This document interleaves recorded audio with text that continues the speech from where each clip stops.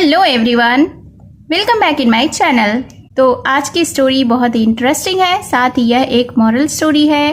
Video के and तक बने रहिएगा, बहुत सारे न्यू वर्ड्स आप इस स्टोरी में सीखेंगे। इसके साथ ही स्टोरी को रीड करना और इंग्लिश वर्ड्स के करेक्ट प्रोनाउंसिएशन के बारे में भी सीखेंगे। तो स्टोरी स्टार्ट करने से पहले अगर आप इस चैनल पर न्यू हैं, मेरी वीडियो को पहली बार वॉच कर रहे हैं, तो मेरे चैनल को सब्सक्राइब कर लें और जो बेल का आइकन दिख रहा है उसे भी प्रेस कर दें, ताकि मैं जब भी वीडियो अपलोड करूं तो इसका नोटिफिकेशन आप तक पहुंच जाए। और अगर आप मुझे फेसबुक पर सुन रहे हैं तो फॉलो कर लें। तो चलिए स्टार्ट करते हैं आज का यह इंटरेस्टिंग मॉरल स्टोरी। आज के स्टोरी का टाइटल है द क्लेवर ऑस्ट्रिच। क्लेवर का अर्थ होता है चतुर, ऑस्ट्रिच यानी कि शुतुरमुर्ग। तो शीर्षक का अर्थ हुआ चालाक शुतुरमुर्ग। So let's begin the story. A proud lioness felt that only the ostrich was her equal match and made friends with her. आ का अर्थ होता है एक, प्राउड यानी कि घमंडी, लाइनेस यानी कि शेरनी, फेल्ट यानी महसूस हुआ, ओनली यानी कि सिर्फ, वॉस यानी था, इक्वल का अर्थ होता है समान, मैच यानी कि बराबरी, मेड यानी कि बनाया, फ्रेंड्स यानी कि दोस्त। तो इस सेंटेंस के अर्थ को देख लेते हैं। A proud lioness felt that only this ostrich was her equal match. एक घमंडी शेरनी को लगा कि केवल शुतुरमुर्ग ही उसकी बराबरी का मुकाबला कर सकता है। And made friends with her, और उससे दोस्ती कर ली। One day she said, ostrich will you come with me to catch prey? One day यानी कि एक दिन, she said यानी उसने कहा, यानी कि शेरनी ने शुतुरमुर्ग से कहा कि ऑस्ट्रिच यानी शुतुरमुर्ग will you come with me to catch prey? क्या तुम मेरे साथ शिकार पकड़ने के लिए आओगे? कम का अर्थ होता है आना, विथ यानी साथ, मी मतलब कि मेरे, कैच का अर्थ होता है पकड़ना, प्रे यानी कि शिकार।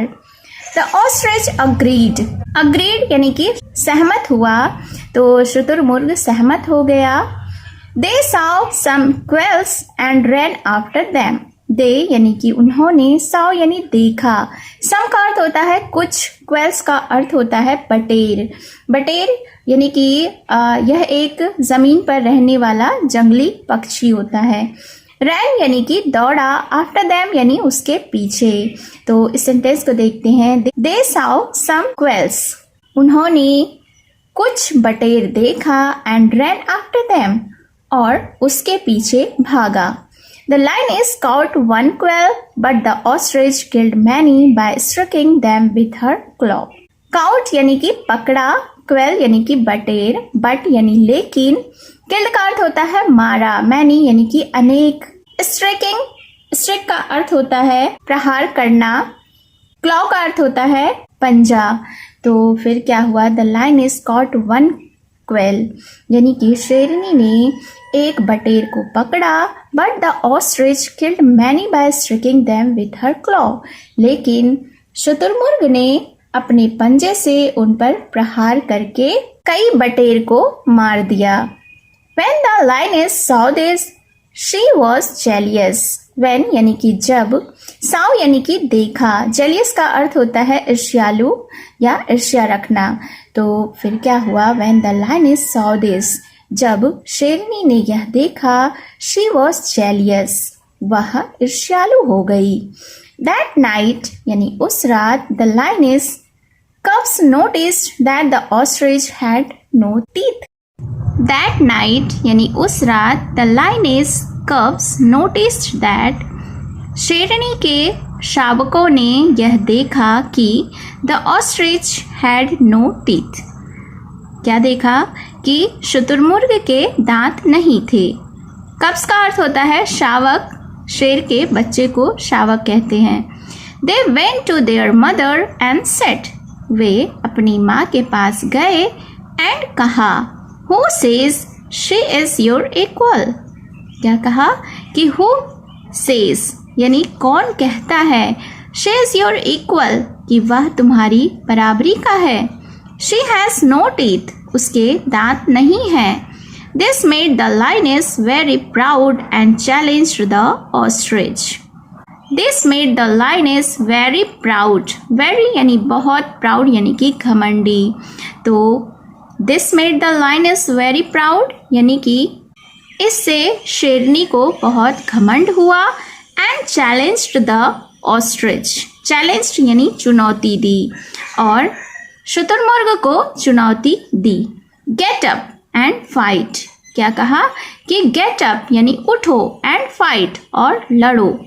द क्लेवर ऑस्ट्रिच सेड, अब चतुर शुतुरमुर्ग ने कहा, do you see an ant hill there. Ant hill का अर्थ होता है चींटी की पहाड़ी, यानी चींटी जो अपना घर बनाती है मिट्टियों से, जो पहाड़ की तरह होता है, उसे ही एंट हिल कहते हैं। तो चालाक शुतुरमुर्ग ने शेरनी से कहा कि do you see an ant hill there, कि क्या तुम्हें वहाँ चींटियों का टीला दिखाई देता है। Go to that side of the ant hill and I will go to this side of it. Go यानी कि जाना, साइड यानी कि तरफ। शुतुरमुर्ग ने शेरनी से आगे कहा कि go to that side of the ant hill, यानी कि चींटी पहाड़ी के उस तरफ जाओ। And I will go to this side of it, और मैं इसके इस तरफ जाऊंगा। The ostrich struck the ant hill and sent the ants towards the lioness. Struck का अर्थ होता है चोट मारना। सेंट यानी कि भेजा, टुवर्ड्स यानी की ओर।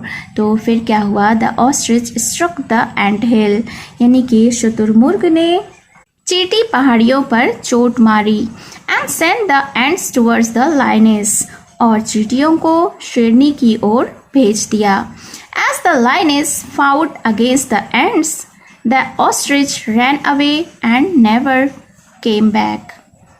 As the lioness fought against the ants, और जैसे ही शेरनी चींटियों से लड़ने लगी, the ostrich ran away, शुतुरमुर्ग वहाँ से भाग गया।